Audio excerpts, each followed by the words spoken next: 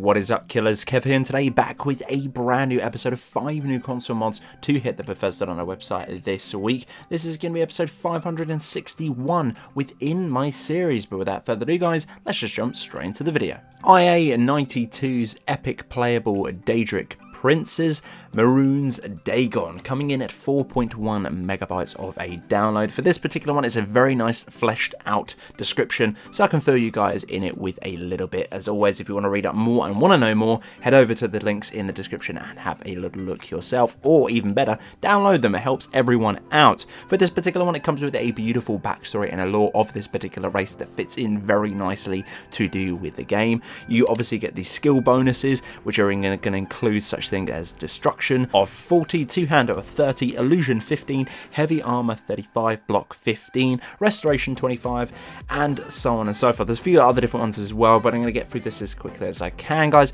Base stats of health is going to be 500, magicka 450, stamina 350, and carry weight of 650, which is very nice indeed. Also as well, there's going to be a special chest that does contain the Oblivion Sabercat army and a set of Daedric armor. You will need to go and find that. I'm not going to show that within this video. I'll kind of want to give you a little bit of incentive to download it. There is going to be a male and a female version of this particular race too, which I find very nice indeed. Obviously, it's going to be fully customizable. The hair and the horns are definitely going to be my favorite part of this particular mod. Windhelm A Lighthouse, coming in at 1.5 megabytes of a download, a port from the hospitals.Give with full perms and permissions to head over to the Bethesda on our website. After many hours of gameplay, they figured out that the Windhelm city with the harbour is missing something very large and big to direct those boats in, and of course it is going to be a lighthouse. This one has been added, located the northeast of the actual hold itself of Windhelm. Map marker is available. You will need to obviously go over there to discover the map marker for you to fast travel in and out accessibly for that one. A caretaker NPC has been allocated and acquired to this particular house, and there is also a player's quarter and an NPC's quarter belonging to this particular NPC within the lighthouse itself. He will light up the fire at 7 PM of every single day for you guys to enjoy. This is a very nice mod. Not only was it a super immersive mod to add to the buildings within the game, as well the amount of detailing scattered around, not only as the lighthouse itself, the bridge, and the player home, or sort of NPC's home, if you do want to sort of put it into that category, for 1.5 megabytes of download was an absolute treat. Sleeved Ancient Falmer armor. This one is coming at 368.3 kilobytes of a download. Adds a male-only sleeved version of this particular armor to the game, and you can find it via going into the Dragon's Reach porch, and from there you can pretty much pick it up for absolutely nothing, and it is free. None of the other components or parts are going to be located or anywhere close to this particular one. It is just a version of you guys to fill that forearm between the glove, the obviously forearm elbow, lurking up to the bicep and tricep, and on to the shoulders. I think it's very nice indeed. A lot of people have been enjoying this, and there is a few talks as well of why this wasn't covered within the game. It does seem silly and a little bit weird. Personally, I absolutely adore the filling of this particular mod. I think it's very nice indeed, and again, an incredibly small download size for such a small tweak within the game. Simple dual wield and unarmed block, coming at 842B of a download. Blocking while dual wielding weapons or unarmed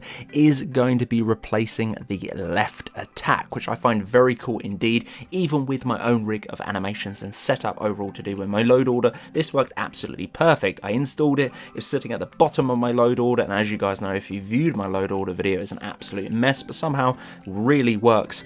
I don't know how. Yeah, anyway, dual wield blocking is going to be within this one, and dual power attacks still work, and as cross attacks by quickly tapping both and the left and the right to do with the triggers. Bashing with the left one is going to be the standard one which you usually would see. It's going to be constantly up on that one, so pretty much just tap it to flurry or push them back as you would with a shield. If you want a full synopsis and a full read up of this particular mod and everything and how it all works, shall I say, there is going to be a fully fledged description on the Bethesda website. As all of these mods, as I always say guys, if you're struggling or sort of scratching your brain of how these things actually work, or want to know a little bit more and you didn't get anything from this video, as always, click the links and it will take you there and have a little read up. But personally, personally, I think this is very effective and cool to be adding into a game, and I might actually keep it. I don't use the left animation or the left attack, shall I say, in dual wield. It's kind of very instained into me that, you know, there's always a shield there, if not using a two-hander, which obviously is occupying two hands. So yeah, this is a great mod for me, and it's going to be available on all platforms. And another one that I will definitely be keeping within my mess of a load order is going to be the Murray's Realistic Grass Field, coming in at 3.2 megabytes of a download, a port from the nexusmods.com. This mod adds grass fields of different colours and terrain textures and all that different fun stuff to the world of Skyrim, with new textures implemented within them, and they look absolutely gorgeous, not only from a distance, but personally the real showcase is going to be when you get up close to each individual blade of grass. As sad as it sounds, but a lot of you are very out there for attention to detailing, and we all should be, to do with the foliage and the landscape overhauls to do with Skyrim, as this quotation, Skyrim Special Edition, was a huge pile of steaming. So yeah, grab this mod and enjoy. I personally think it's absolutely great. As I said before, I will definitely be keeping this particular one within my load order. I think it's very nice indeed, and again, coming in such an incredibly low download size, and personally this didn't clash with any of my other different grass mods or graphics mods to do with the landscapes. Baffling, as you guys should know, it's an absolute mess. So guys, that's the end of this particular episode. This has been episode 561 within my series. Guys, if you did enjoy, as always, I'd very much appreciate a like on the video. It does help me an awful lot. If you're new around here too, why not consider clicking that little subscribe button. If you want to go above and beyond, click the little bell. Apparently you should be getting a notification every single time I publish a video like this to the channel. But guys, until the next one, this has been Killerkev here, and Killerkev out.